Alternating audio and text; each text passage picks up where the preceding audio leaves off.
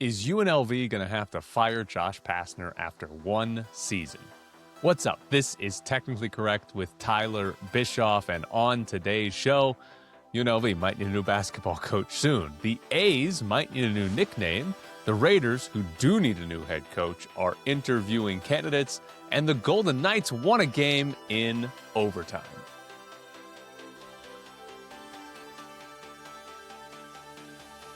UNLV lost so badly last night, I had to change the order of my show today. I was planning on starting with the Golden Knights. They won a game. And then UNLV lost by 32 to Wyoming. Here we go. 32 points to Wyoming. Wyoming played a Division II school called Northern State earlier this year. They didn't even win that game by 32 points. UNLV was atrocious in this one. They made 56% of their free throws. They were 11 of 27 on layups and dunks. They allowed Wyoming to score 1.4 points per possession. Wyoming, in 3 Mountain West games prior to this, had not scored over 1 point per possession, and it was over from the start. I mean, this game was 10-2, and then it was 20-5, like 7 minutes in. It was just over. And what has happened this season is kind of unbelievable. There have been 4 inexcusable losses in Josh Pastner's first season. They lose at home to UT Martin, who's 220 in KenPom. They lost at home to Montana, who's a little bit better. I think they're in the 180s in KenPom. They lost a game in Henderson to Tennessee State, who's worse than those other 2 teams. And then whatever the hell that game was against Wyoming, they were not supposed to beat Wyoming, but they weren't supposed to lose by 32. And so what we've seen is 14 games this year under Josh Pastner. 4 of them have just been unacceptable. Like 4 of them are horrendous games. And UNLV has had some bad injury luck this season, right? Miles Che is not going to play a single game for UNLV this year. Maybe he was going to be their best player. Ladji Dembele's out for the rest of the year as well. They've had other guys in and out of the lineup because of injury, with shorter-term injuries. And injuries are a valid excuse for why this team is not in an NCAA tournament hunt or even near the top of the Mountain West. Those are fine reasons, right? That's perfectly valid reasons to not be at the NCAA tournament level. But these injuries are not an excuse to lose to Wyoming by 32 points. It's not an excuse to lose to Tennessee State, UT Martin, and Montana State, right? Like, that's not what's happening here. You should not be pointing to, well, we don't have Miles Che, as to why 4 of your 14 games have just been pathetic, right? Like these types of games will happen to an average Mountain West team. You will lose a game to a UT Martin. You will get blown out by another Mountain West opponent, but not 4 times in 14 games. That's the part that's really sticking out to me, is the amount of times we've seen it in such a short period of time for UNLV under Josh Pastner. Again, bad losses happen, but we've seen 4 of these in 14 games. And by the way, that doesn't even include what they did in the Players Era tournament, where, again, injuries, it's a valid excuse, but they were bad in that tournament too. What, they played like 1 good half against Maryland to point back to? Like, this has not been a good basketball team for a long time under Josh Pastner, and we've only seen 14 games. I think it's a huge problem. And by the way, shout out to Brain Carter on Twitter, who asked me about, like, who's the worst UNLV team of all time. By KenPom, which goes back to 1997, it was the Marvin Menzies first-year team. They were 248 in KenPom that year. Basketball Reference also has a simple rating system, and they also have that Marvin Menzies team is the worst ever, and Basketball Reference goes through all UNLV teams of all time. Quick side note, if you don't remember, Marvin Menzies did get screwed, right? As critical as I was of the Marvin Menzies era, he got screwed, right? Chris Beard takes the UNLV job, does the press conference. 9 days later, he's gone for Texas Tech. And then UNLV has to scramble. They get Marvin Menzies as a new coach, but he comes in so late that it's so hard to create a roster. He had no shot at putting together a good roster. The current UNLV team is not very close to that one. According to Basketball Reference, 11th worst UNLV team of all time. At least I should say that was going into last night. I haven't checked to see if they've updated it yet because it might be worse. Ken Pom there at 149. So almost 100 spots higher than what the Marvin Menzies team was. But the important note here is that UNLV fans are watching this UNLV team and they're being reminded of the worst UNLV team of all time. The fact that it's even a question is insane, and it's emblematic of how bad this situation is for UNLV and Josh Pastner. And this is the thing for me with basketball. Hell, we see it in football now too. You should be able to turn programs around quickly with the transfer portal. Barry Odom did it with the football program, not basketball, football. And I go back, it's something Desiree Reed-Francois said years ago when talking about hiring a basketball versus hiring a football coach.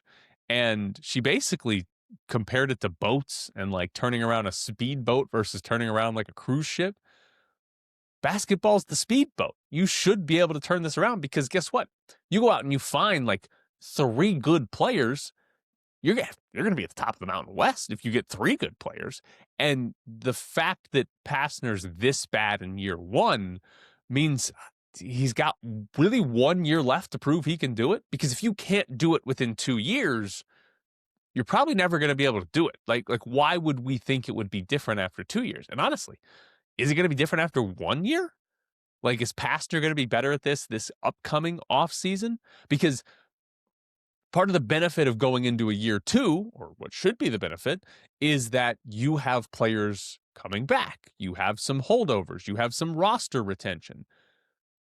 Is that going to happen? And if it does, are they good players? Because how many of these players do you want to come back? And some of them are seniors, right? Kamani Hamilton's a senior. So even if you wanted some back, you might not get them. So the reality is that UNLV is going to go in the next season with 7, 8, 9 new players, right? Can Pastner build a roster that's worthy of the NCAA tournament next offseason after we just saw him fail to do it this past offseason? Now, we'll get to the roster here because it ties into what exactly happened in this game. Big part of UNLV's issue is the lack of shooting and spacing. I've talked about it for a couple of weeks. They've played some really bad teams, and it hasn't hurt them yet. But Pastner has used a new starting lineup. That was the 4th game in a row he's used that starting lineup. I don't think we're going to see it again. But the new starting lineup has 3 guys that don't shoot or can't shoot in it. Kamani Hamilton, Tyron Jones, and Jacob Benarbi. That's 3. Basically, it's 3 post players that don't shoot threes or can't shoot threes. And so Wyoming on defense just didn't guard those guys when they were outside the paint. If they were on the perimeter without the ball, defenders just stayed in the paint, just hung out with a foot in the paint, sometimes 2 feet in the paint, waiting to stop a drive or contest a shot at the rim, whatever it was, from somebody else. And that defensive strategy will work against that lineup because there are 3 non-shooters on the floor. All you have to do is clog up the lane, and UNLV's 2 best offensive players, Dre Gibbs-Lawhorn and Kamani Hamilton, when are they at their best? When they dribble the ball into the paint. Well, if all of a sudden Tyron Jones's man and Jacob Benarbi's man are just hanging out in the paint, well, then what are they going to do? They're going to have to score through 3 guys. And we saw some of that last night. UNLV struggled to finish at the rim. They did get fouled a lot, but it was just a disaster because of the way Wyoming guarded them. And Wyoming can guard you like that because UNLV doesn't have any shooting. And one of the best examples, I think, of how bad this was and the players maybe not understanding it, but having to try to fix it on the fly. UNLV had Emmanuel Steffen, their 7-foot center who comes off the bench. He was posting up, and Tyron Jones was in the corner, and his man was just in the paint. So there wasn't really a good way to throw the ball into Emmanuel Steffen because there's 2 defenders just hanging out there.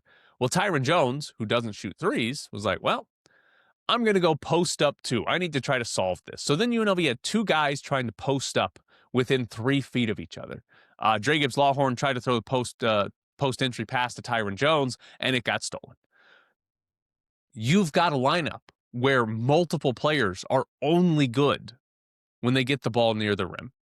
That's what they're putting on the floor over and over and over. And if you're going to have three guys that cannot shoot, it's not going to work. You're not going to have good offense because defenses are just going to be able to clog the paint.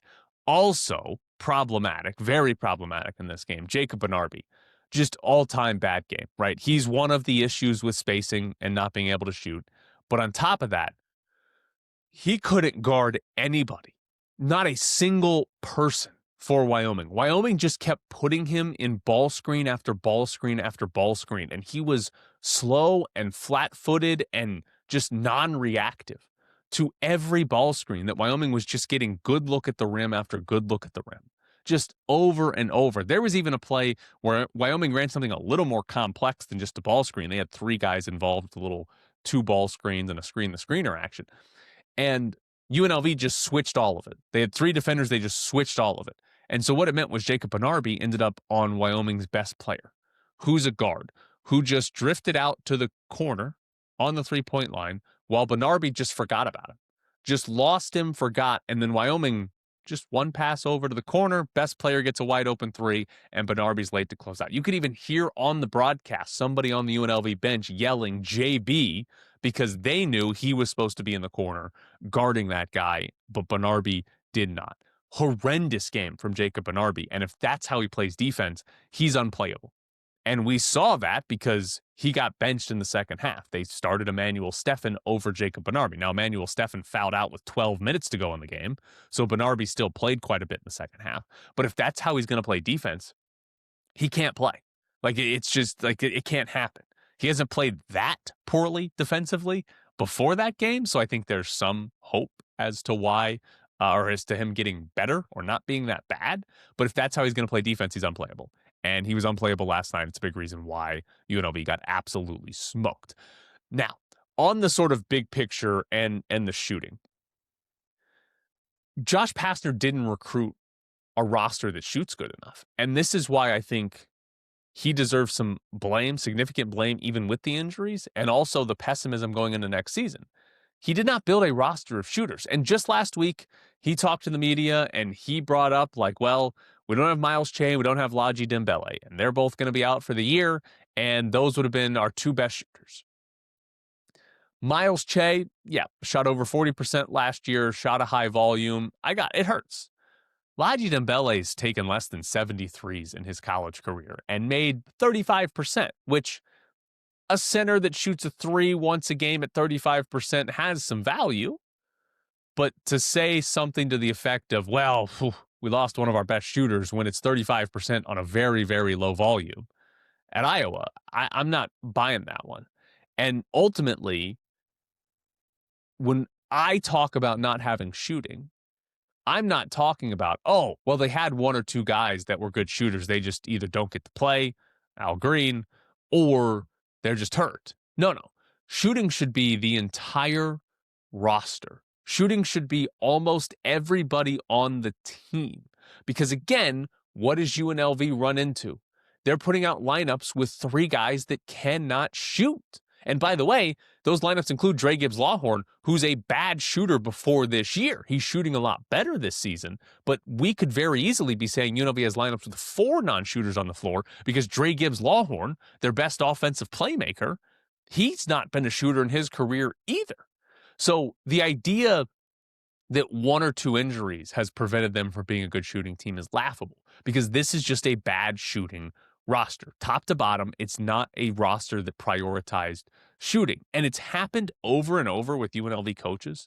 Like, again, the last time they were top 100 in three-point shooting in the country was 2011, 2012. That was under Dave Rice. Coach after coach since then has just not prioritized shooting.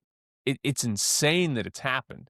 And my theory on this is that UNLV as a program is not good enough to land the best players in the country, right? That's obvious. And so what it means is when they're adding players to the roster, you have to take guys with flaws. And the better overall basketball players that UNLV can land are the ones that are poor shooters. Because if they were good shooters and as good as they were at everything else, they'd be going to a better school than UNLV. That's my theory on this. I think Drake Gibbs-Lawhorn is a great example because Drake Gibbs-Lawhorn's a good basketball player. And very important to UNLV because they need at least one guy that can handle the ball. But he's a very good basketball player. His biggest deficiency is that his three-point shooting in his career is below 30%. And so if I'm building a basketball team, I want somebody like Drake Gibbs-Lawhorn on my team if he's able to shoot like 35% from three. If he's only going to shoot 29%, a shooting guard who might play some point guard that shoots 29% from three, I just can't have that on my roster. I just can't do that. And so I think that's my theory on this, is that UNLV is able to get pretty good basketball players to come here. They just have a flaw that has scared other teams off. And that flaw always is shooting, because if they could shoot, they'd be on other teams. So disaster of a game last night for UNLV. It doesn't change anything from the standpoint of like going to the NCAA tournament. It might change Mountain West seeding in the tournament, Mountain West tournament anyways. But like, it doesn't change their NCAA tournament hope because they don't exist. And all that matters is, are they going to win 4 games in 4 days in the Mountain West tournament, right? Like that's the only thing that matters for the NCAA tournament. But if you're trying to evaluate this season and evaluate this coach on what you expect in the future, that's a pretty damning game and a pretty important game to figuring out, because that just should not happen. You should not be going to Wyoming and losing by 32. It should not happen. It's the biggest loss UNLV's ever had to Wyoming. Like it's just not an acceptable result in a season where we've already had 4 unacceptable results. And so what does it mean for the future of Josh Pastner? They're not going to fire him after 1 season. You shouldn't be firing him after 1 season. Like you should be, if you hired a coach less than a year ago and you believed in it, you shouldn't be letting 14 games be like, all right, we got to get rid of this guy now. But after 2 years, I mean, can UNLV afford to fire Josh Pastner after 2 years? I don't know. Maybe not. They getting that money from the Pac-12 anytime soon? But it's just it's so bad that it becomes a legitimate question as to, can Josh Pastner do this? Can Josh Pastner take UNLV to the NCAA tournament? And if the answer is no, then you should be looking for a new coach. Do want to point out, I got my Patreon up. If you go to patreon.com/technicallycorrect with Tyler Bischoff, or probably just search it in there, you can find it. A lot of you have asked for it. So Patreon is up. We're going to have some extra content, some bonus content up there at Patreon. So go and find that if you want to get everything that I am putting out. Patreon will be where some extra content is. Go to Patreon, Technically Correct with Tyler Bischoff. We're going to start having some bonus content there for you in the future. But coming up next, it's Bischoff's Briefs.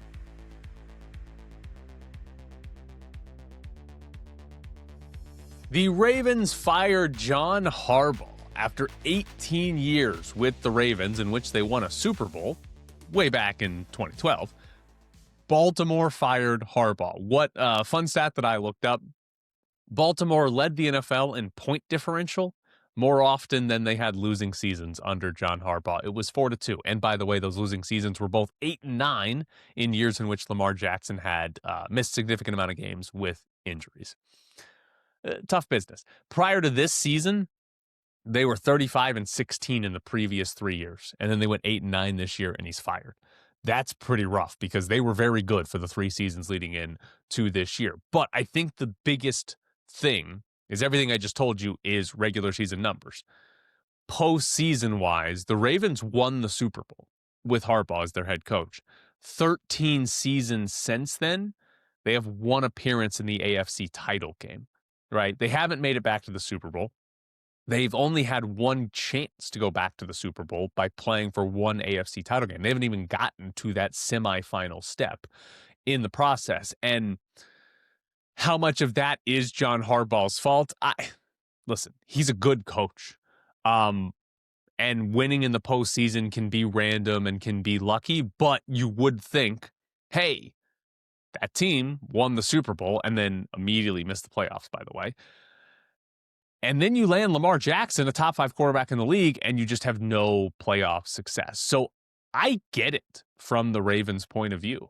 I do. It feels weird because you're firing a terrific head coach who's had a ton of success, and it's very, very easy to look at that and say, well, they're going to be worse. They're going to have a worse head coach, and they're going to slide backwards. Very easy to say that.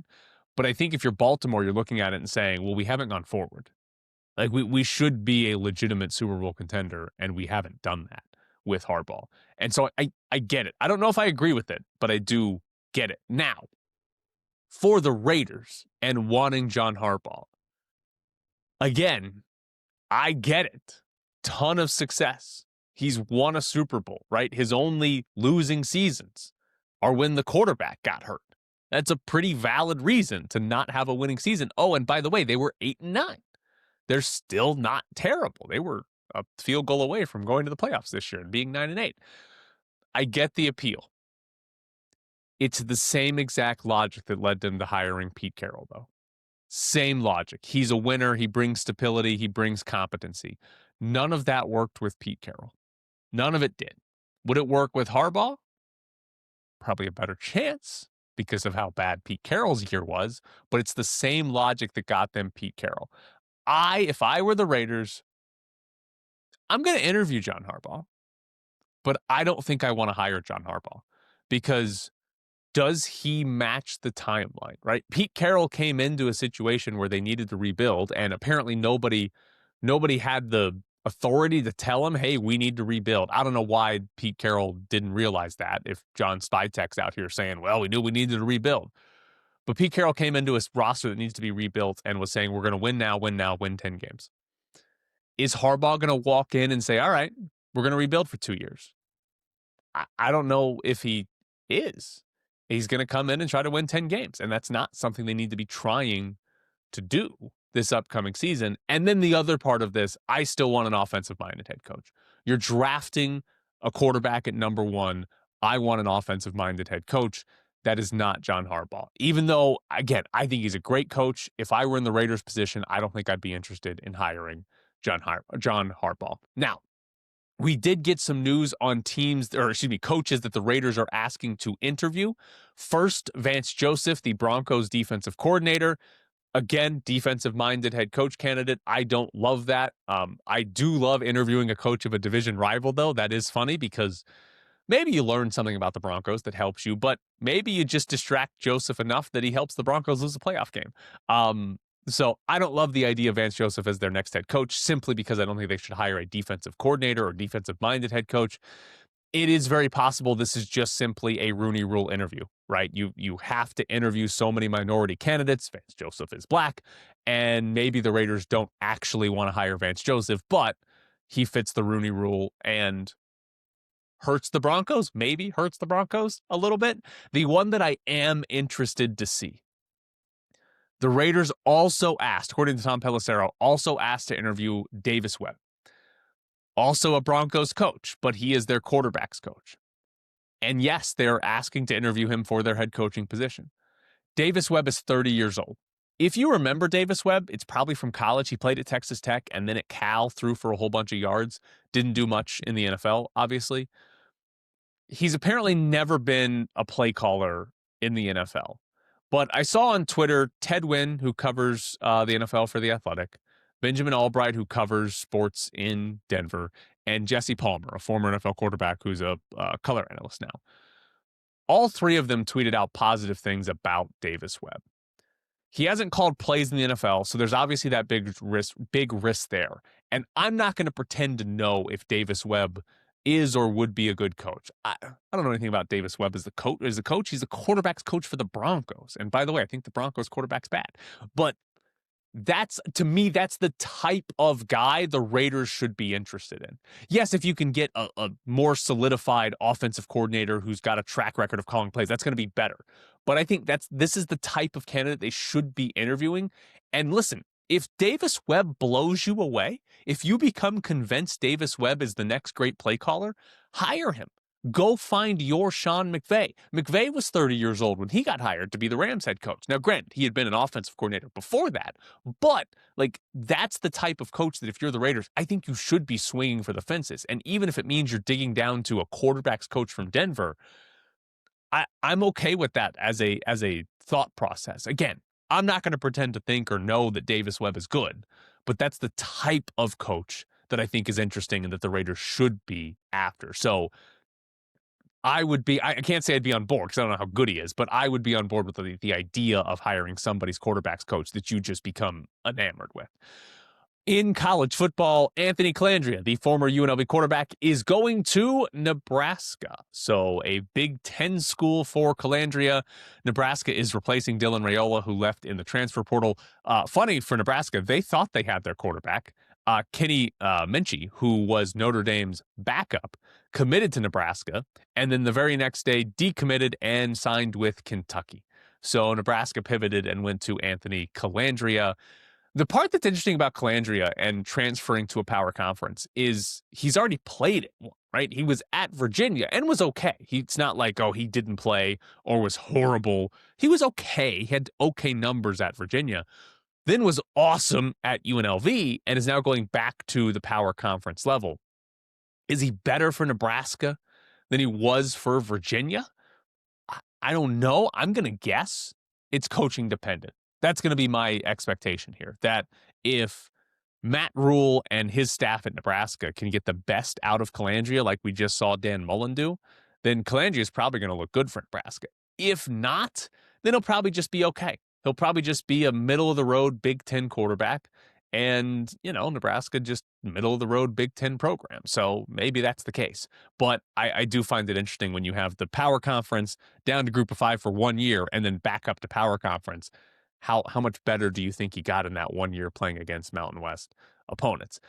In hockey, and we're going to get to the Golden Knights and their win over Winnipeg in just a little bit, but Tomáš Hertl is an Olympian. He will play for Czechia in the Olympics, which means we've got Eichel and Hanifin for the United States, Marner, Stone, and Theodore for Canada, and now Tomáš Hertl for Czechia. Again, no William Karlsson for Sweden. They, I guess, determined he was too injured. So those are your Golden Knights Olympians. I don't think there's going to be any more. I guess there could be injuries between now and the Olympics and guys get replaced.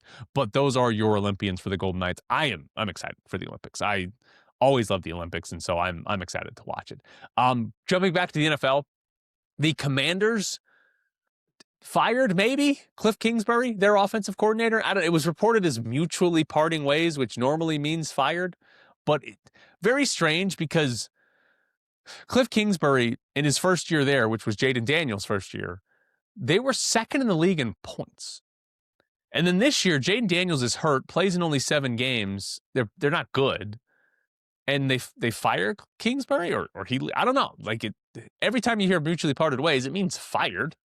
But did they really fire this guy because Jaden Daniels got hurt? Is that what happened here? I know there were some reports that he and Dan Quinn weren't on the same page, and Dan Quinn doesn't like that it's a college-style offense, but I don't know, the college-style offense was second in points last season. So what are we mad about? The offense doesn't work when the starting quarterback gets hurt? Well, no shit. That's going to happen to everybody. So I don't know. It just seems weird there.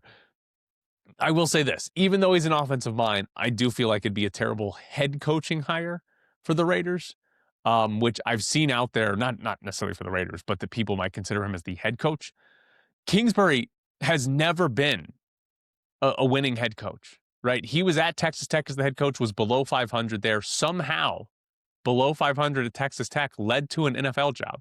Was the Cardinals head coach, 9 games under 500 in 4 years as their head coach, did go to the playoffs once, but just he's never had winning teams. And yeah, he's an offensive mind, but I would not want to hire Cliff Kingsbury as my head coach.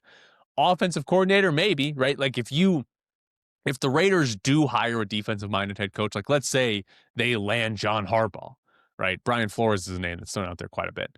Then Kingsbury is an offensive coordinator? Sure, right. Yeah, okay, have him call the plays. I don't like that strategy as far as the defensive-minded head coach, but from a standpoint of, okay, you did hire a defensive-minded head coach, Kingsbury as an offensive coordinator, fine. But as a head coach, not interested. Also, the Giants are considering Antonio Pierce for their head coaching position. That's according to Adam Schefter. He said they're going to cast a wide net. And one of those players was Antonio Pierce, who played for the Giants and then got a chance to be the head coach of the Raiders and was horrible. Adam Schefter wrote this, though, in his story. Pierce coached a talent-deficient team in Las Vegas in 2023 and 2024. The hope is that he learned from his mistakes. He knows the inner workings of the Giants organization and is a natural leader, not afraid to make the kind of tough decisions necessary while having the potential pitfalls, navigating the potential pitfalls of the job. Hiring Antonio Pierce when the Raiders hired him was a terrible decision. The Giants doing it in 2026 would be even worse. He didn't display like any ability to be a good coach other than getting the players to like him. Like he very clearly is a personality that the players gravitated to, right? And that has some value.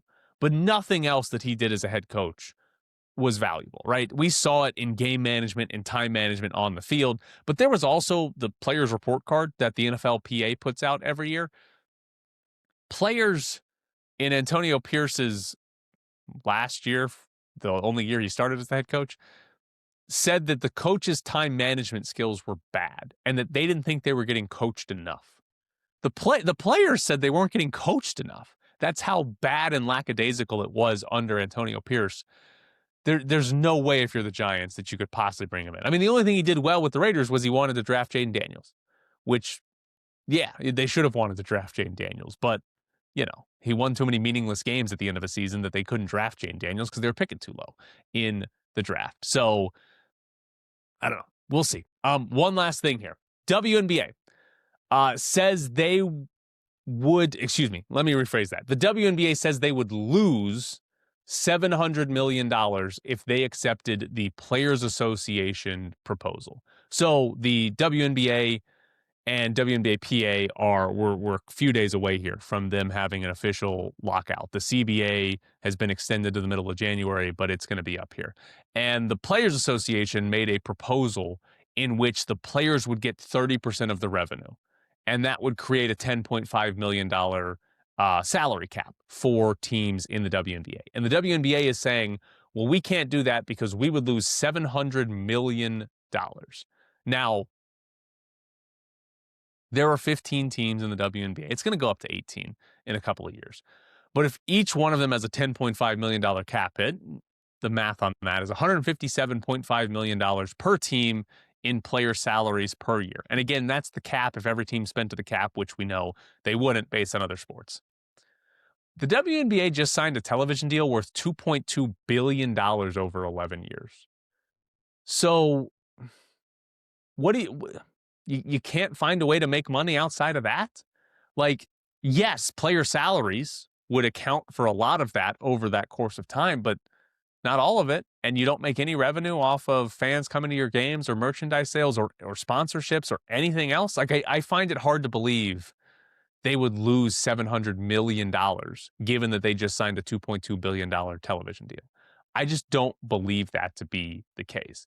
Maybe the 30% amount doesn't actually make sense. The WNBA is like, well, we're not going to make enough money doing this. But to come out and say we're going to lose $700 million, I just don't buy it from the WNBA. But that's what the ownership side has to say, because if they come out and say, well, we're only going to make $100 million if we do that, then you say, okay, you're going to make $100 million. Sweet. Thanks for the deal. We'll see you next year, and we'll have all of our money. So we're going to lock out. We're probably going to miss games. They're off playing an unrivaled and 3-on-3 right now. So who knows how well this is going to go, but it doesn't appear to be going too well. That is it for Bischoff's Briefs. Coming up next, we'll get into the Golden Knights, who won a game in overtime, a miracle.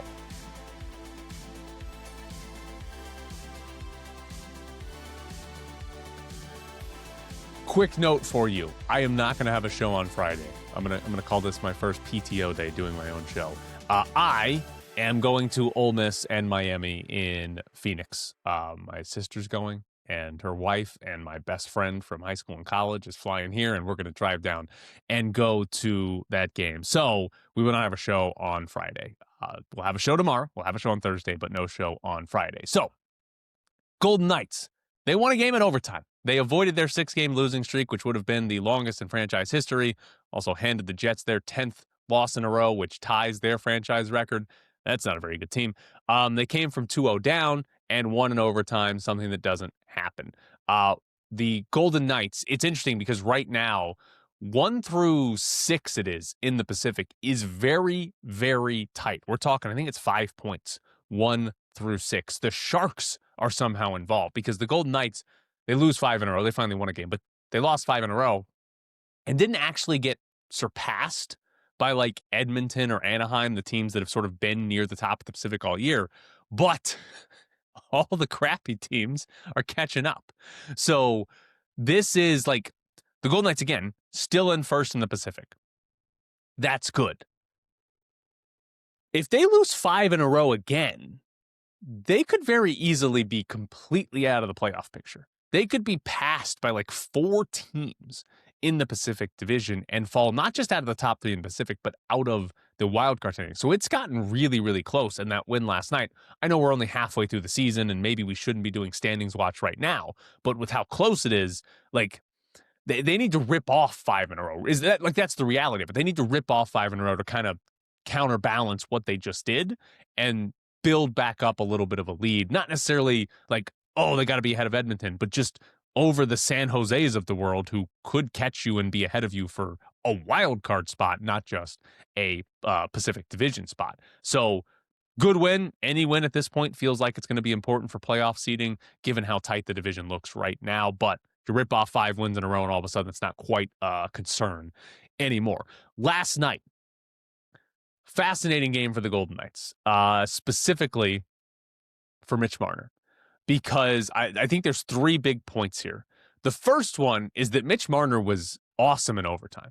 Like, big reason they win that game in overtime is because of Marner. He made a terrific defensive play that prevented a shot in the slot for Winnipeg in overtime. If he doesn't make that, Winnipeg might win the game pretty early in overtime. He also drew the penalty in overtime that set up the Golden Knights power play that effectively won them the game. He got tripped by 2 guys. Should have been 2 penalties. Is that allowed? He got tripped by 2 guys on the same play. So he was very, very good in overtime and then had an assist on the power play goal. Granted, it was just a shot. It wasn't like a great pass, but had an assist on the game-winning goal in overtime. Second point, though, he was not that good at 5-on-5. He had like the worst numbers on the team by like Corsi or expected goals or anything like that. Didn't really do a whole lot memorably in that game. But I'm not convinced it's his fault because Mitch Marner is still playing center. That's not his position. If you're new to this, Mitch Marner is not a center. He's a winger. And the Golden Knights have had injuries to their centers that have forced guys to play out of position. Riley Smith did it a little bit. Mitch Marner's done it recently. But Jack Eichel's back, which means the Golden Knights have their best center back. And more importantly, the Golden Knights have 4 centers in the lineup. But last night, at least to start, Marner centered a line with Mark Stone and Pavel Dorofeyev. Second period, Cassidy changed the lines up and he was with Brandon Saad and Riley Smith. But the problem here is that it's not that Mitch Marner couldn't be a good center, because he probably can be. It's not his natural position. He can probably play it fine, though. I don't think the Golden Knights traded for him thinking he was going to play center. Maybe he can do it, though. That's not what this is about. This is about Mitch Marner having to play center because of the poor roster construction that has led to Bruce Cassidy even considering it. Why does this team not have any more centers? Where are the centers in the organizational depth? You know injuries happen in the NHL. We all do. But the Golden Knights came into this year with what? 5 legitimate center options.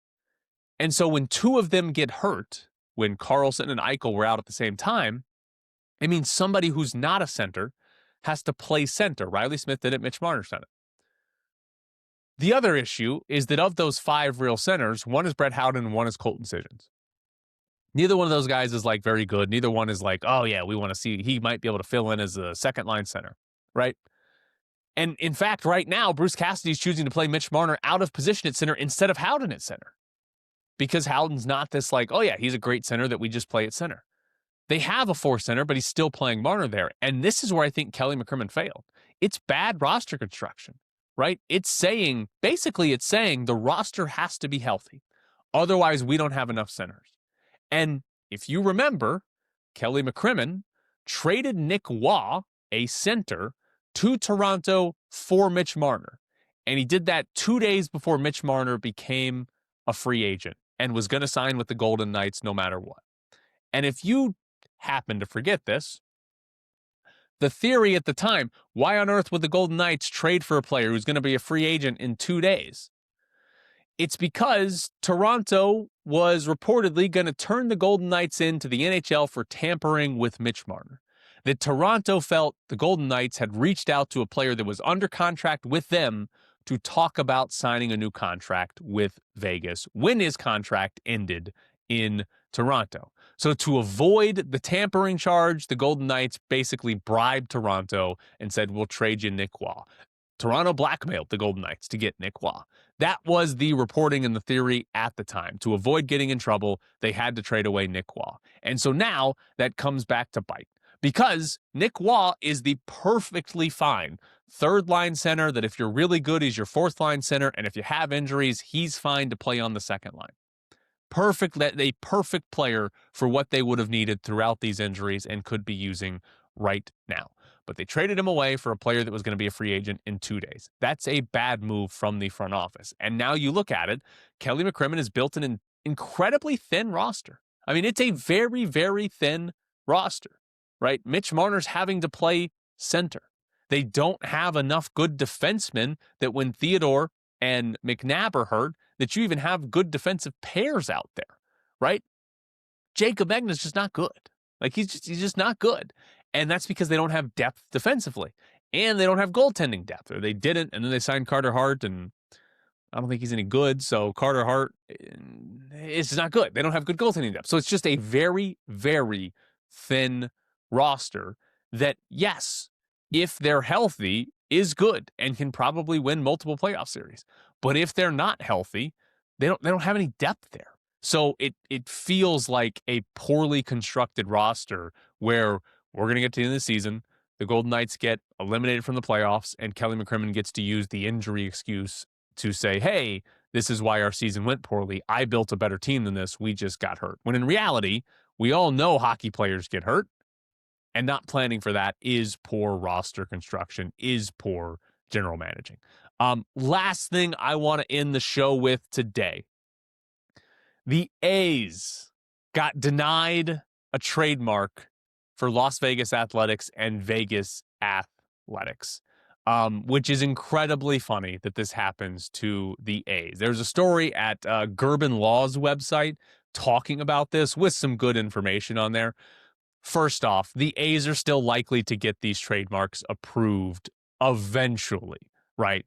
An MLB team that's had the nickname for years across multiple cities, you would think they're going to get that figured out. Specifically, though, the story that they had at Gerben Law's website was highlighting that the A's need to set up some sort of headquarters in Las Vegas, and then they'll have a much stronger case for the trademark. So they're probably going to get it. But they don't have it right now, which is funny because it's too vague. It's like, hey, Las Vegas Athletics just sort of is anybody who's doing sports in Las Vegas would apply to, because it's a very vague and broad name. Realistically, the A's should rebrand. They absolutely should rebrand. Like, you're moving to Las Vegas and your nickname is the Athletics. It's one of the worst names in sports. No doubt about it, Athletics is one of the worst names in all of American sports. Just because it's old doesn't mean it's good. It's a bad nickname. And yes, you've had it for a long time. Does anybody in Las Vegas care? Does anybody here care about the nickname Athletics? Because I don't think anybody does. First off, I don't think people are that excited about the A's coming to Vegas. I love baseball. I'm glad they're coming because I like to go to baseball games.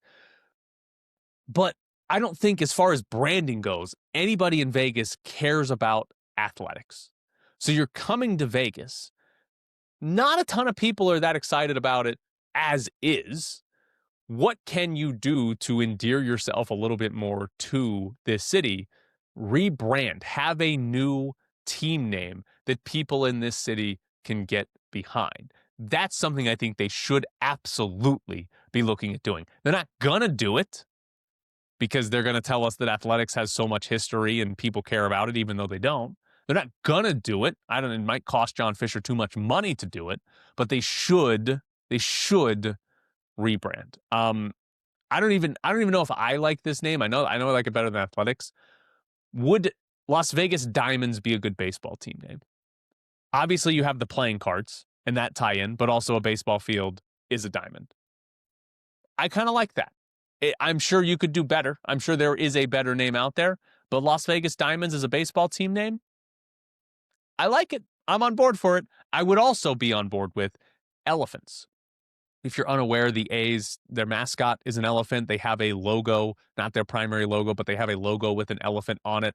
I'll be honest, I don't know the history. I think it probably goes back to a circus in, where were they first? Philadelphia? Something to do with the circus. But an elephant logo, an elephant mascot, be the Las Vegas Elephants. There's no tie to Vegas with elephants. That's fine. There's no tie to Raiders, right? And what are we doing? But be the Las Vegas Elephants. If you want to keep some sort of tie to your past and your branding, but have an actual nickname, be the Elephants.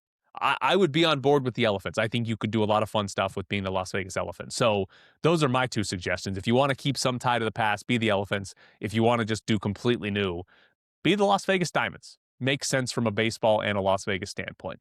But this has been Technically Correct with Tyler Bischoff. Again, if you made it to the end of the show, thank you. Go find my Patreon because obviously you like the show. Patreon.com/technicallycorrect with Tyler Bischoff. You can sign up there. We're going to have bonus content coming soon at Patreon. So make sure you sign up so you don't miss any of that. Thank you so much for tuning in. We'll see you tomorrow.